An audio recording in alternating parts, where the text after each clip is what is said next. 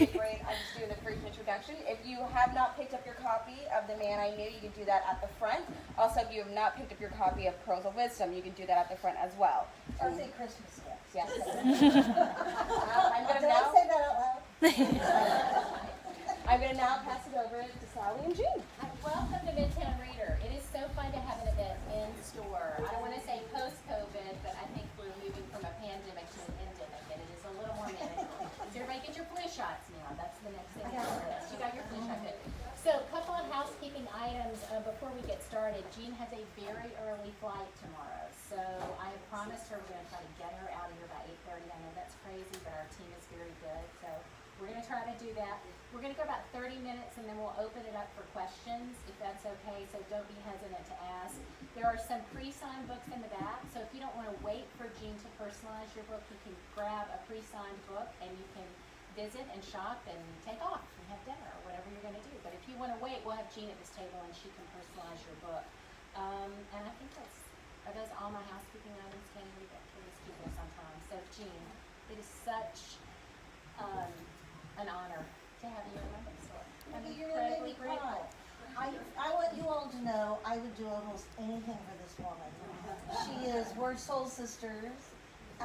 We did work so much together when she was Jeb's chief of staff and campaign manager, and I was 41's chief of staff, and we've been reminiscing about some of our phone calls, and yeah, we can't tell you about her stuff. But she was one of my soul sisters, and I would do anything for this woman. I can just tell you I'm a little nervous. Are you? I know a lot of these people. And I'm usually doing virtual events, and I just stare into my computer screen and see me. Aww. And then, but most of my in-person events, the ones not in DC, I know people, but a lot of my in-person events, I don't know these people, and I really don't care. But look, I know you people. Well, she would say she needs no introduction, but she's getting one from me Okay. anyway. So here's the formal introduction. Jean Becker is a former USA Today reporter and editor who actually met the Bushes in the 1988 campaign when she was serving as Barbara Bush and Kitty Dukakis' editor for a column they wrote during the campaign. Mrs. Bush asked her to come to work in the White House in the East Wing as the deputy press secretary. She traveled all over the world with the Bushes. We were talking about that earlier today. And then ultimately was asked to go back to Houston when President Bush left the White House. And thank goodness that she did, because she was really the glue that held the entire family together during the Bush post-presidency. All the, feudal empires of the Bush family. She was the person who cracked our knuckles, and get back in line and behave yourself. And I never cracked your knuckles. She was just a joy. She was a joy to be around. And I will tell you, many of you were signed up to come to the Pearls of Wisdom event right at the time, March of when COVID happened. March With 2020. Governor Bush. And so we have your signed books in the back if you have not picked them up. But we had to cancel and do the event virtually, and I was so thrilled when I found out Jean was writing this book about President Bush's post-presidency, which is rare and unusual. There are not many books, or certainly not great books, about presidents after being president. And I was not going to ask her to come, and one day she called me and said, "I want to come do an event in your bookstore." And that was it was such a compliment to Tallahassee, all of the friends she has here in Florida, incredibly grateful to have you, and so It's so fun to be here. I I was with Jeb, there's a bunch of former Jeb people here. It's so fun to see all of you. I was with Jeb in Miami last night, and I didn't know how to tell him I was looking more forward to games. It was great to see Jeb. Can you hear me? Does this mean move it? Yes. Oh, okay. Me? What, her or me? Sorry. I've not been liked in a long time. I also like to all you Jeb people, all you Barbara Bush Foundation people. I am one of 39 Becker grandchildren. And I saw a first cousin in Miami last night, and my cousin Donna drove 2 hours. From Niceville. To come see her cousin Gina. I'm just so honored that she came, and I think you know this, but our parents were 2 of 9 kids. My dad was the oldest, and his twin sister, Joseph and Mary. That's my next book, think about it. was my dad's favorite sister. Okay, back to No, 41. keep going. You can go the whole time. This is your event. But I do have a question for you, though. We were talking a couple of weeks ago about this, and it surprised me. You are a natural storyteller. Anyone who knows you knows you have the best stories of anybody, not just about President and Mrs. Bush, but just life, everything. But you were reluctant to write this story. So tell us why. How did this book come to be? Well, I got a call from an editor in New York, who ended up being my editor for this book. He cold called me. He's Dana Perino's editor. And he said, Dana Perino has said to me that you have a book in you, and I would like to be your editor. And I was appalled. President Bush was still alive. And I said, I'm not writing a book. I didn't think they were my stories to tell. And I was not going to write a tell-all. And quite frankly, the Bush family is boring. There's really not a tell-all there. But I said, I just don't think I'm going to write a book. And the more I thought about it, and you read the book, and just from some of the stories tonight, oh my God, I have so many great stories to tell. Because President Bush lived a big life. He was a big idea man. He was so much fun. And it would have been criminal not to write this book. I had to write the Interesting, book. the way you write it is interesting. I mean, you use, it's not just a narrative. You use letters, you use emails, you use journal entries of yours, of President Bush. You even use emails to your sisters, Yeah. which I loved. Tell us about the sister who had to write the eulogy for a certain Supreme Court justice, how that came to be. Melly, oh, she's going to love that you asked me that question. So, one of the things that all former presidents hate, I'm just telling you, that when someone dies, they're expected to do a statement about, oh, we're so sad they died. Here's the truth, sometimes they're not all that sad. I can't believe I just said that. But I remember Helen What's Thomas. said in the bookstore stays in the bookstore. Well, no, this is in the book, I think. Yeah, Helen that's Thomas trouble. was a famous White House reporter. And when she died, and everyone's putting out these, she was a trailblazer. And President Bush said, I didn't like her. And I said, well, you need to put a statement out. No, because I don't lie. I tell the truth. And he says, I'm not going to put a statement out that said I'm sad that Helen's dead. I'm not that sad. That's in the book. I think I know that. So, Chief Justice Scalia dies very unexpectedly. And our press person, Jim McGrath, who was so good at these statements, is at a wedding, like literally in the middle of the wedding when Scalia dies. It's Saturday afternoon. I point out in the book, all famous people die on the weekend. It seems to be, Barbara Bush, God love her, died on a Tuesday. She did that for me. Everybody else dies on the weekend. I talk about it in the book. So Scalia dies on a Saturday afternoon, and I know I gotta put it, I'm just not good at statements. So I call the Bushes, and this is just a couple of years ago. They're older, and they were very sad. And I said, well, what would you like to say in the statement? We loved him. All right, I need a little more than that. Because he was a giant of a figure. So I'm doing all this research and I'm about drafting a statement when 43's statement, George W.'s statement, comes across my email, and I swear to God, said exactly what I had just drafted for 41. So my sister, Donna's cousin Melly, is a lawyer. She's a constitutional law expert, and she was a huge Scalia fan. So I called her and I said, Melly, I need help. Well, she hadn't heard the news and she started crying. I said, pull it together. I said, I need your help. I need you to give me 3 really good substantive lines about Scalia and what, she didn't always agree with him. She just thought he was a brilliant constitutionalist. So she tells me what I need to know. I type up the statement. I call the Bushes, read it to them, and they love it. And Mrs. Bush says, that's really good, Jean. So I told her the truth. I said, my sister Nellie wrote it, basically, because she's a constitutional law expert, loves Scalia, blah, blah, blah. I send President Bush's statement out over the wires.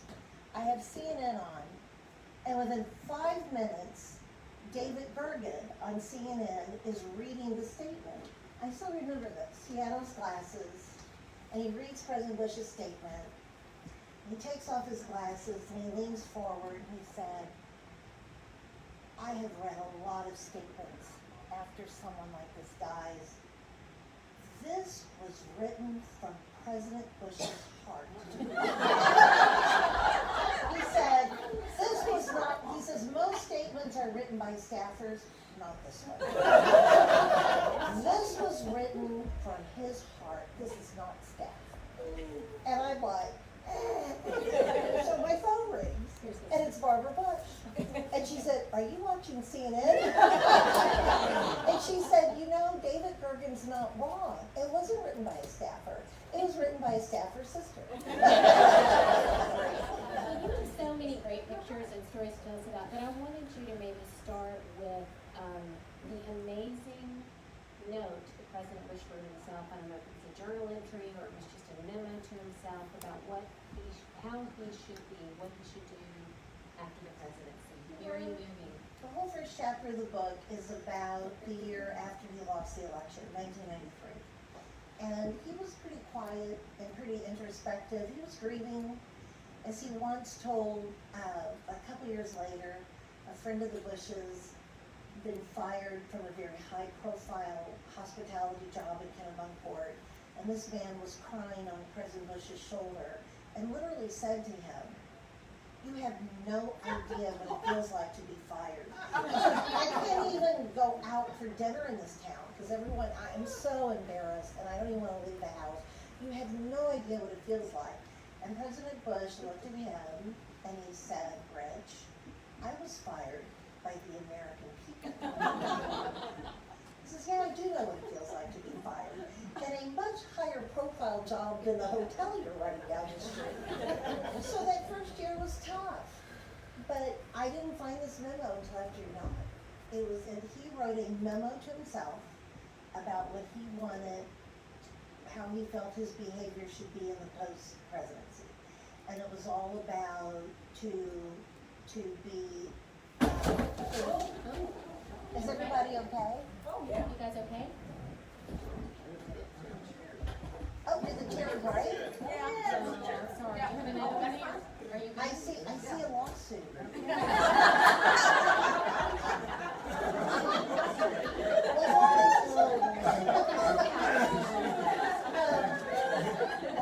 Lawyers? Anyway, the memo's in the book. It's in the first chapter. It's too long to read tonight, but it's amazing because it's all about how he did not want to get in President Clinton's way. He left President Clinton a very famous letter that starts the book. He left it in the Oval Office desk for President Clinton to find on January 20th, 1993, in which he said, by the time you read this note, you will be my president. And your success is our country's success. So I'm going to be rooting for you. And that was really what his whole note to himself was, to stay off TV, to stay out of the public eye, to mind his own business, to raise money for charity. It's amazing. It really, he did it all. He did it all. Take us to some of your favorite stories. I know you have some photos to show us. I brought the list of photos to help the wonderful Kaylee over here. One of the things, there's an entire chapter in the book called I Have an Idea. It was the 4 scariest words George Bush would ever say to me. And he would usually say at 7 o'clock in the morning, he's had a pot of coffee, he's read 4 newspapers, I'm trying to choke down my first cup of coffee, and he would land in my office and say, Gene, I have an idea. And I would always brace myself. And sometimes they were big ideas. We can show the first photo.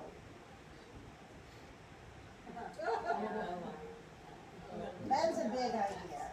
I'll never forget the morning he came in and said, I would like to start parachuting. Well, what the hell do you say to that at 7 o'clock in the morning? Actually, I know what I said. I said, have you told your wife? And he said, no. I thought I would tell you first. I'm like, great. And he says, I'm going to fix her a really strong Manhattan tonight. This is one of his bigger ideas. Sometimes I wasn't sure quite. I couldn't follow his train of thought. We can show the next photo, Kelly.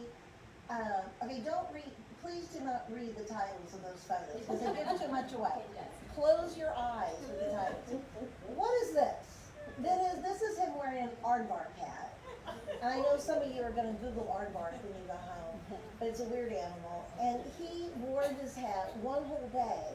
And I cannot tell you how hard it is to have a serious conversation with the former president wearing that hat all day. But one of the things I say in the book, it was such a fun job, but it was a roller coaster. Mikhail Gorbachev once told me to shut up, and I'm oddly proud of that. And if we have time, we'll talk about that later. But I also got kissed by Tom Selleck. The women always like it. But as I was writing the book, I realized there was something bigger at work here. He really did leave us a blueprint on how to live a life well lived. You know, when someone dies, and sometimes they'll say it was a life well lived. Well, if you're having trouble figuring out how to do that, I'm not trying to sell the book. I'm just telling you, he left us a blueprint. And if you could show the next photo, close your eyes. His relationship with this man was, people around the world were astounded by his friendship. When you think about the 1992 campaign, when President Clinton said, "It's the economy, stupid," and President Bush said, "My dog Millie knows more about foreign policy than Bill Clinton." It was a tough campaign, as most campaigns are. And they became best friends. Their matchmaker was the 43rd President of the United States, George W. Bush. He brought them together at first to raise money. They're in Indonesia here. A horrible tsunami hit South Asia when all of you were eating Christmas dinner. 2004, Indonesia, Sri Lanka, Thailand were just getting chewed up by this horrible tsunami. And the president asked his dad and Bill Clinton to raise money in the private sector for all the nonprofits who are racing to the region to help. And they left on that trip. I went with them as colleagues with a common mission, and they came home best friends. And what happened is the two of them ended up raising hundreds of millions of dollars for disaster relief for Florida. A lot of it came to Florida. For Katrina, the next picture, close your eyes. You won't know what it is. This is actually this is on the beach of Galveston. This is Hurricane Ike. This is after Katrina. But every time I hate this is going to sound so selfish on my part. Every time I heard on the news there was a hurricane, I'm like, oh boy, here we go. But they raised hundreds of millions of dollars. It was wonderful. And the next picture, Kaylee, we can show the next one, is Hurricane Harvey dumped 50 inches of rain on Houston in 36 hours. It was one of the worst storms. And this time, all the presidents joined together. The two George Bushes were going to raise money for Harvey. I emailed my fellow chiefs of staffs and just said, FYI, the two George Bushes are going to do a Harvey fund. Just telling you FYI. Well, here they all are. They all came. I should be embarrassed by this photo. I am photobombing a photobomb. The woman in the back, a wonderful woman. Did you know Therese? Therese Birch, longtime White House advance person. She flew down. This is at Texas A&M, doing a huge fundraiser for Harvey. And Therese came down and she called me and said, "Oh my God, I'm coming." I'm like, thank heavens. So we're watching the presidents just chatting, just kind of just sneak in the back. I just want a picture. They'll never know I'm there. I said, of course. And then I thought, well, I'm going to go photobomb or photobomb. One of the reasons I love this photo, President Bush, a lot of people over the years would say to President Bush, "What is it about Bill Clinton that you love?" And he used to say, "You know, I'm old. I ran out of things to say 5 years ago. When I'm with Bill, I don't have to worry about that because he does all the time." And look at who's talking in this photo. But What did Mrs. Bush call them? She called him the odd couple, and the Bush sons used to call him the brother by another mother. Mrs. Bush truly felt that in her husband, Bill Clinton found the father he never had. And they were very close, and it was a real friendship, and what a great lesson for all of us. I used to listen to them talk politics.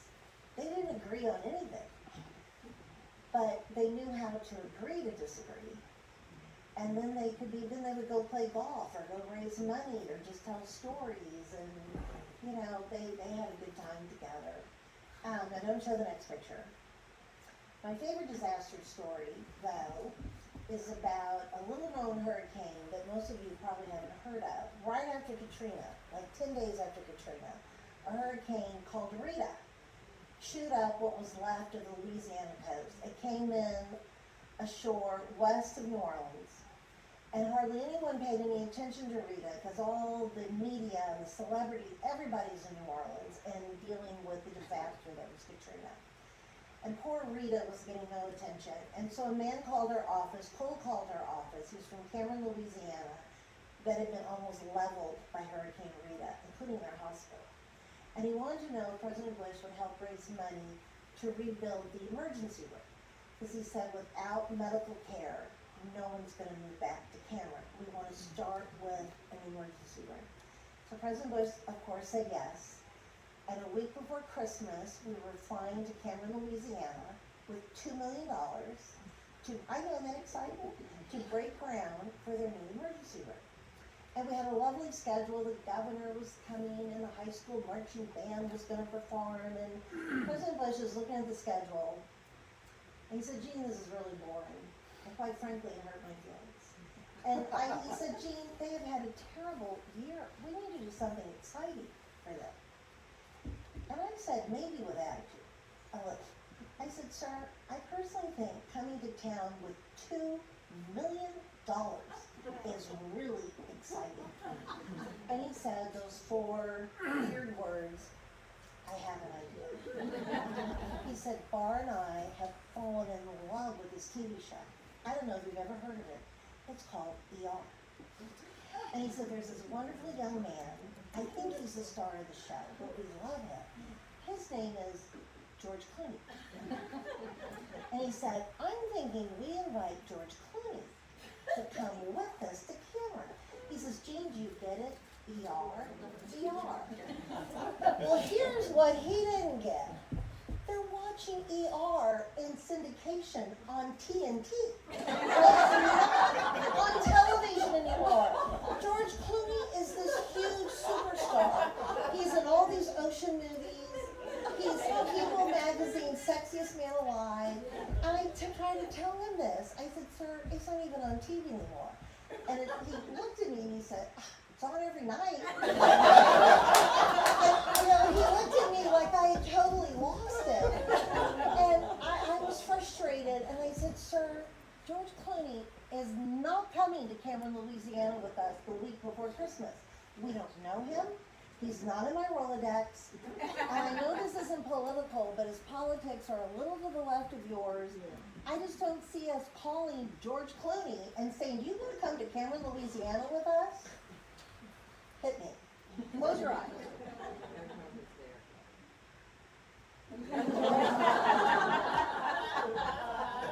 This is why I love working for this man. I mean, because we're not being live streamed and Jeb isn't here, let me just be honest, I was a bitch about this idea. And George Clooney came. And it was such a great life lesson for me. He taught me so much, but he was such a big thinker. And his attitude was, what do we have to lose? Let's call him. And did everyone always say yes? No. But they did a lot. And as it turns out, a friend of President Bush's was the producer of all those ocean movies, a guy named Jerry Weintraub. He Googled George Clooney. He marched into my office. He says, well, you didn't tell me that Weintraub was the producer of whatever. How did you know that? Anyway, he came. And I love telling this story mainly because I know all of you women right now are wanting to look at that picture. I'm going to interrupt you before you go to the next picture because you're talking about taking a chance and calling somebody. Can you talk to us about Prince Bandar? Those who read the book know the story. We have a photo. It's not, the photo's not important though. Oh, okay. I'll just tell the I'm story. sorry. Is the photo in there? I'm sorry. No, we'll show it later. It's okay. It's not important. This is the Okay. important photo. Because everybody here, they like looking at George Clooney. By the way, I asked him why he came. Did I go with him? Yes. And unfortunately, it was a short plane ride. But I asked him why he came. I said, seriously, why did you do this? He said, because everybody's in New Orleans. And he says, I think Matt Damon's in New Orleans. He says, everybody's in New Orleans. And he says, it touched me that President Bush, out of the limelight, away from the cameras, no one's paying attention, is trying to help this little town that no one's heard of. And he said, it touched my heart. And he said, I wanted to come help. And I think Cameron has about 5,000 residents. There were 20,000 people there that night. So we got Right, I forgot, I interrupted you on Bandar. Do you want to keep going on your Bandar. pictures and then- This is the day I knew I was going to write a book. This is the first story in the book. So there was a man named Prince Bandar, he's still alive actually, and he was the Saudi ambassador to the United States for something like 30 years. And very close to President Bush. He was the ambassador, of course, all during Desert Storm. So he and President Bush became very close. And at some point, like 2012, 2014, somewhere in there, he was no longer the ambassador to the United States. He was back in Saudi Arabia and actually was heading up the Saudi intelligence agency, the equivalent of the CIA. I get a call one night from a woman named Margaret Tutwiler, who had worked at the State Department with James Baker. And she called me and she said, there are rumors everywhere that Bandar has been assassinated by the Syrians. Have you heard this rumor? I had not. This is not the kind of gossip I typically heard, actually. And she said, would you check your sources? And I knew what she wanted me to do is call the CIA. President Bush had headed the CIA under President Ford and was still very close to the agency. They always had an analyst dedicated to him who would tell him whatever he wanted to know. And I said, of course. So I called our person at the agency and she said, we're well aware about the Bandar situation. It's not been seen in public for months. The Syrians hate him. We do think they've assassinated him, and the Saudis are covering it up. And we have boots on the ground, but we don't have any proof. So I put off telling him, because he was going to take this really hard. And then Margaret called me the next day, and she said the French press have just reported that Bandar has been assassinated. You have to tell him. It's going to be on CNN in 30 minutes. Tell him now, Jimmy. So I did. We're in Kennebunkport, and we're sitting on the golf cart. It was a beautiful day. We wanted to sit outside. We're sitting on the golf cart. We had a phone on the golf cart, going through all our work. I told him. And he looked at me and he said, have you tried calling Bandar? No, that thought had not occurred to me. He said, let's get Bandar on the phone. And I'm thinking, this is odd, but I holler into the office through an open window, and his aide, Jim Appleby, and I said, Jimmy, can you get Prince Bandar on the phone for President Bush? And Jimmy leaned out the window, and he said, have you told him? I said, yes, I have. Call, look up the number in our files, call him. Well, about 10 seconds later, Jimmy leans out the window and says, Prince Bandar on line 1. And President Bush literally picks up the phone. I remember this is yesterday. We're sitting on a golf cart. Yeah, Bandar, George Bush. Hey man, dead or alive? Everybody here thinks you're dead. And then he turned to me and said, he's alive. And I said, I get that. So Bandar proceeds to tell President Bush that the Syrians are trying to kill him, that I got this, Mr. President. They're never going to find me. I'm underground. We're taking care of it. It's going to get, by the way, Bandar came to 41's funeral. He's alive and well. He says, don't worry, Mr. President. I'm good. I am sitting there thinking, you might want to get off your cell phone. I'm not hide from anybody, but anyway. What's enough Dateline to know that's how they'll go right to I know, exactly. Yeah. You know, it's, come on, get off your cell phone. But President Bush gets off the phone. He said, Jean, this is a great life lesson for you.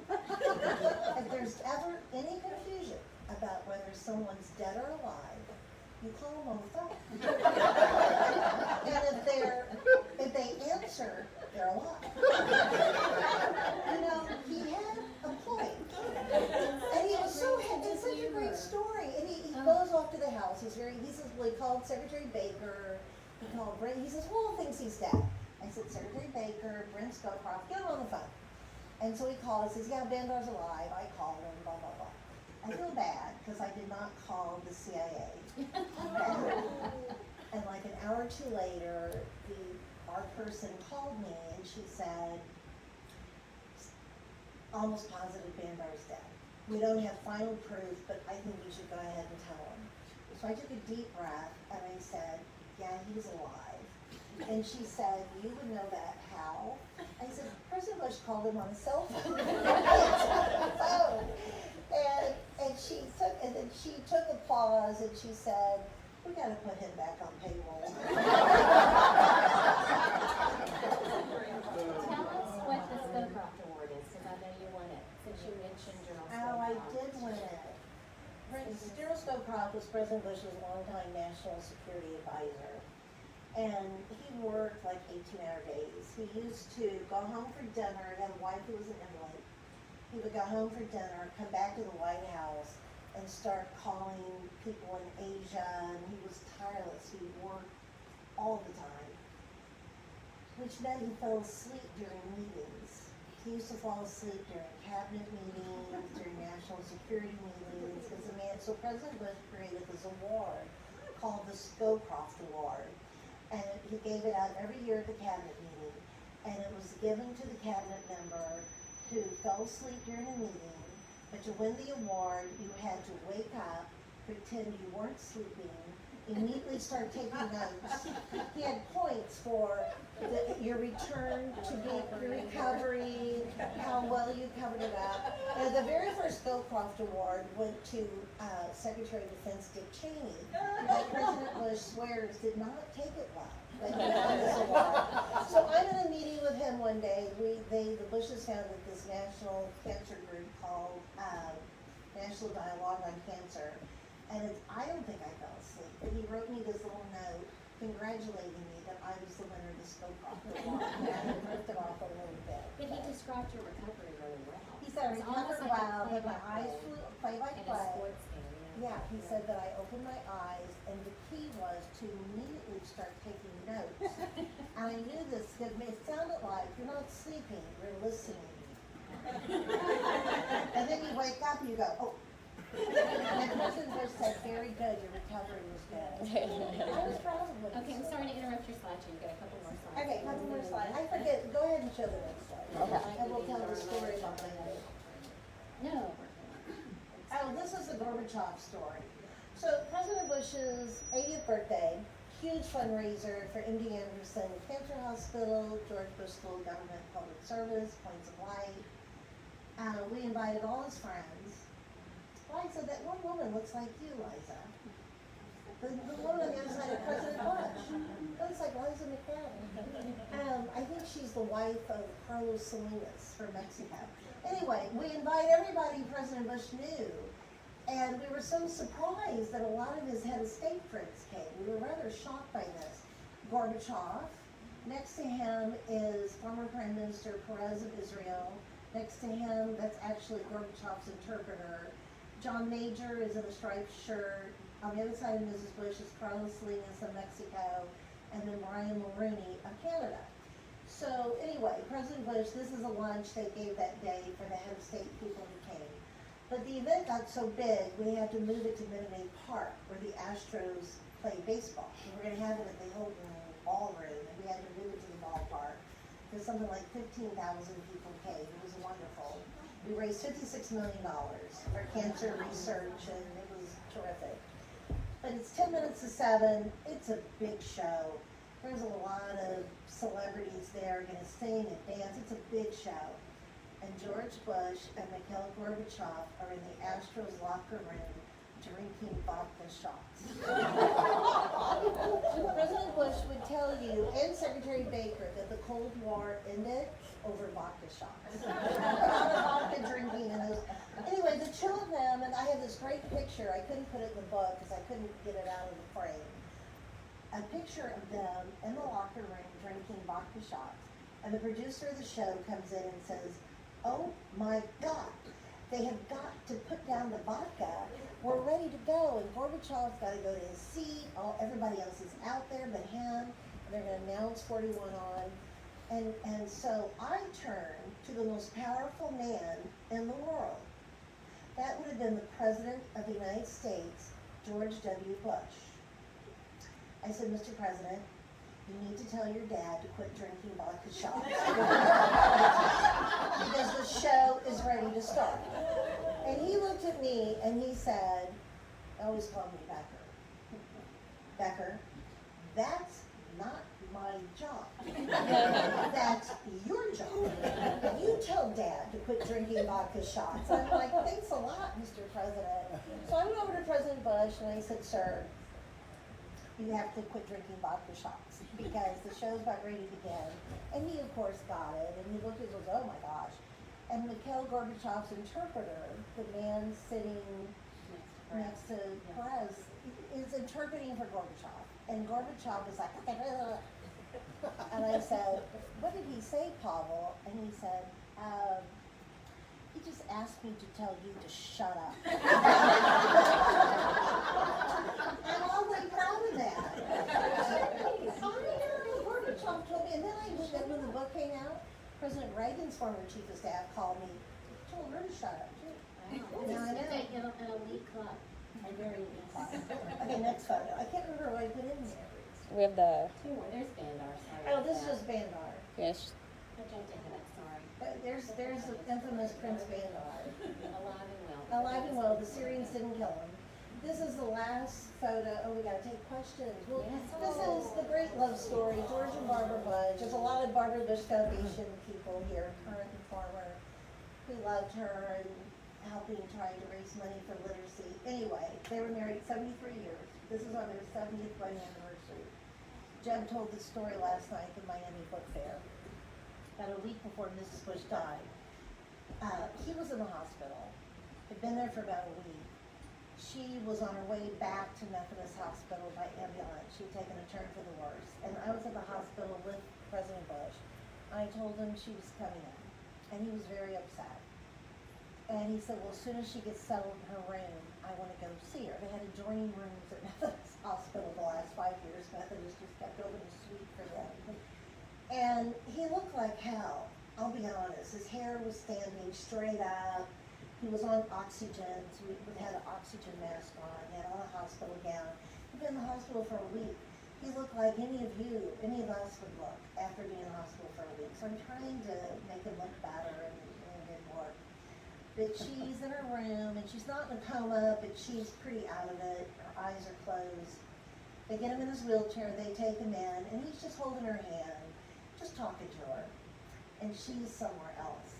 And all of a sudden, her eyes flew open, and she looked at him, and she said, my God, George, you are devastatingly good looking. At that moment, he wasn't, but in her eyes, he looked like George Clooney. It was such a sweet moment, so I emailed the kids, because I was lucky enough to witness that. I said, I just have to share this moment between your parents. And Jeb put in his eulogy. He was one of her eulogists, and he got very emotional last night. Okay, it's time for questions. It's time for questions, yes, so we can get to know you. Didn't it? You was didn't get to talk fantastic. at all. I didn't need to. I needed to listen. I love these stories. They're so great. Okay, we've got time for, let's do 5 questions. Another question for Judy. Yes. You said, I've often wondered how President Bush and Bill Clinton became friends, and you said George W. initiated. Was it that easy? Did he say, Dad, I want you to show up with Bill Clinton? They both agreed right away because they both had a servant's heart. President Bush definitely had a servant's heart. I think Bill Clinton does too. And this was important, and they both said yes. And I'll tell you quickly what happened on that trip. We didn't know this then, but we knew that President Bush had slowed down a lot. He was really unsteady on his feet. A few years later, he would be diagnosed with Parkinson's. And we hadn't gotten there yet. He was still walking, but he was unsteady. And you notice the pictures, you don't ever see any staff in those pictures. You get fired if you're in the picture. So I put a bug in President Clinton's ear. I'd never met him, but on the plane on the way over, I confided in him. And he was like 25 years younger than President Bush. I said, first of all, he gave President Bush the only bed on the plane, and President Clinton slept on the floor. I didn't stay up all night playing cards with him. That's what I did for our country. But President Clinton gave him the only bed, and he was very protective of him. He helped him. He made sure that he didn't outwalk him. He helped them on and off boats and planes. He really took his job seriously. On 41's part, President Bush, the whole Bush family, was Deb always on time? President Bush was always on time. He was early. President Clinton's never been on time for anything in his whole life. And we had a big schedule. And President Bush would not let us be late. And he would say to me, someone's got to pull Bill out of this meeting or out of this dinner. We have a schedule to keep. And his staff wouldn't do it. They said, no. We didn't like to be pulled. And President Bush said, I'll do it. So he would go up to President Clinton and go, Bill, get in the car. And President Clinton would say, yes, sir. And one time, we're on the side of a road in Sri Lanka. These two men had been out there forever waiting for the motorcade to come by. They had this new way to purify water, and they're trying to tell the two presidents. And President Clinton starts telling them what he knows about water purification. And President Bush said, Bill, these two men have been standing here for hours and tell them their story. Quit talking. He goes, yes, sir. So, you know what? So it really, I do think it was a father. President Clinton was so protective of him. And President Bush was like, get in the car. And one morning, I think I did put this in the book. President Bush was already we were in Thailand, and President Bush was in the car waiting for President Clinton. He's reading a book, and I'm on the porch of the hotel waiting for President Clinton. And President Clinton, this was about the middle of our trip, and he was trying to do better. And he comes out on the porch, he sees President Bush in the car. He doesn't know I heard this. Under his breath, he said, oh, shit. But they became on friends. Oh, that's right. Okay, another question. Yeah. I don't remember if you told us, did Gorbachev and Bush stop taking their shots and drinking their places? They stopped drinking the shots because President Bush knew, because he was on time. So he looked at his watch and he knew they had to go. Gorbachev just wanted to sit there and drink vodka. He had no interest in going to that baseball stadium, 15,000 people. But President Bush said, Mikhail, we gotta go. So yeah, they stopped drinking. I do wish I had put the picture in the book. The picture is the two of them sitting down drinking vodka and me talking to the 43rd President of the United States. And I had this look on my face like, please help me. And he's like, So let me ask you this question. This might be a good way to kind of land the plane here. He wrote, and when you included this in the books, gave some advice to young people. And I often wondered what he thought about the division and discord in our politics today. And he was such a statesman and really had a servant's heart. And you talk about the fact that he taught us how to live life. Do you have time for me to read sort of his advice? I do. You're very sneaky. You tried to get me to talk about what he thinks of politics today. And usually only reporters do that. Yeah, that's okay. I'll still love you. Yeah. I try not to tell people what he would think today because I'm not going to put words in his mouth. But read the book. You'll figure it out. One of my favorite things in the book is years ago, he was asked by a good friend of his if he could give young people 10 pieces of advice, what would it be? And I'm glad you asked me about this because I wanted to end events with this because quite frankly, this is great advice for all of us. And this is what he wrote. He wrote this in 2003. Number 1, don't get down when your life takes a bad turn. Out of adversity comes challenge and often success. Number 2, don't blame others for your setbacks. Number 3, when things do go well, give others credit. Number 4, don't talk all the time. That's one of my favorites. Listen to your friends and mentors and learn from them. Number 5, don't brag about yourself. Let others point out your virtues and your strong points. Number 6, give someone else a hand. When a friend is hurting, show that friend that you care. Number 7, nobody likes an overbearing big shot. I don't want that. Number 8, as you succeed, be kind to people. Thank those who help you along the way. Number 9, don't be afraid to shed a tear when your heart is broken because a friend is hurting. Number 10, say your prayers. I know, it's great You're the advice. best. Thank you No, so you're much. the best. So much. You're the best. You guys, is she terrific? We're